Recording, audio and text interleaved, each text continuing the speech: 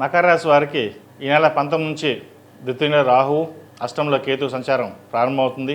అలాగే తృతీయంలో శని, షష్టంలో గురు సంచారం కొన్ని మిశ్రమ ఫలితాలు గోచరిస్తున్నాయి. ఇంటా బయట చెప్పుకోదగిన స్థాయిలో ఇబ్బందులు ఏర్పడతాయి. బంధువర్గంలో ఇబ్బందులు అనేవి ఏర్పడతాయి. మీరు ఒక మాట అంటే వారు ఇంకో మాట అనడం మిమ్మల్ని ఇబ్బంది పెట్టే విధంగా గోచరిస్తోంది. అయితే సహోదరి మీకు అండగా నిలబడడం అనేది ఏర్పడుతుంది. ఎవరు ఎన్ని ఇబ్బంది పెట్టినా వారు మీకు అండగా నిలుస్తారు. వివాహాది శుభకార్యాలు ఘనంగా నిర్వహిస్తారు. మంచి సంబంధం కుదురుతుంది. సంబంధం ఎలా చేయాలా, డబ్బు ఎలా చేతిలో లేదు ఎలాగా అనే మదన పడతారు. అయితే ఎలాగోలాగా ఆ సమయానికి డబ్బు అనేది సర్దుబాటు అవుతుంది. వృత్తి ఉద్యోగాల్లో చెప్పుకోదగిన స్థాయిలో ఇబ్బందులు ఏముండవు. మంచి ప్రమోషన్స్ కానీ లేదా ఉద్యోగం మారే అవకాశాలు గోచరిస్తోంది. అనుకున్న సమయానికి ధనం చేతికి అందుతుంది. బంగారాన్ని కొనుగోలు చేస్తారు. గృహ నిర్మాణం కొందామనుకుంటారు. ఇంకా వివాహం ఉంది తర్వాత చూద్దాం అని పక్కన పెట్టి శుభకార్యానికి ఎక్కువగా ప్రాధాన్యత ఇచ్చి ఉన్నదంతా శుభకార్యం కోసమే ఖర్చు చేస్తారు. అలాగే విద్యార్థులకు కాలం అనుకూలంగా ఉంది.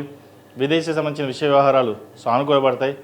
విదేశాలు వెళ్ళాలనుకునే వారికి విదేశాలకు వెళ్ళగలుగుతారు. వైద్య వృత్తిలో ఉన్న వారికి చక్కగా రాణిస్తారు. మంచి పరీక్షల్లో ఉత్తీర్ణులు అవుతారు. మంచి మార్కులు తెచ్చుకొని సీట్ సంపాదించగలుగుతారు. అలాగే వీసా కోసం, H1B కోసం, గ్రీన్ కార్డు కోసం ప్రయత్నిస్తున్న వారికి గ్రీన్ కార్డు లభిస్తుంది. H1B వీసా విషయంలో కొంత జాప్యం జరిగిన తర్వాత వచ్చే అవకాశాలు లేకపోలేదు. ప్రేమ వివాహ విషయాలలో కొంత ఇబ్బందికరమైన వాతావరణం ఉంటుంది. వీటి విషయంలో కొంత జాగ్రత్త వహించాలి. వచ్చిన సంబంధం చేదాకా వచ్చి చేజారిపోయే అవకాశం కూడా గోచరిస్తోంది. ముఖ్యంగా విద్యార్థులు ప్రేమకు సంబంధించి కొంత దూరంగా ఉండడం, చదువు మీద శ్రద్ధ పెట్టడం అనేది చెప్పదగినది. ఇది అందరికీ కాదండి, కొంతమంది మటుకే.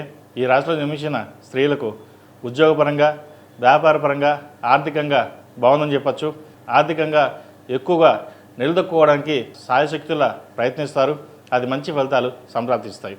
మిమ్మల్ని చులకనగా చూసిన ఎవరైతే ఉన్నారో వాళ్ళు మిమ్మల్ని పొగడ్డం, మీరు బాగా చేస్తున్నారని చెప్పడం అనేది ఒక సంతోషకరంగా ఉంటుంది.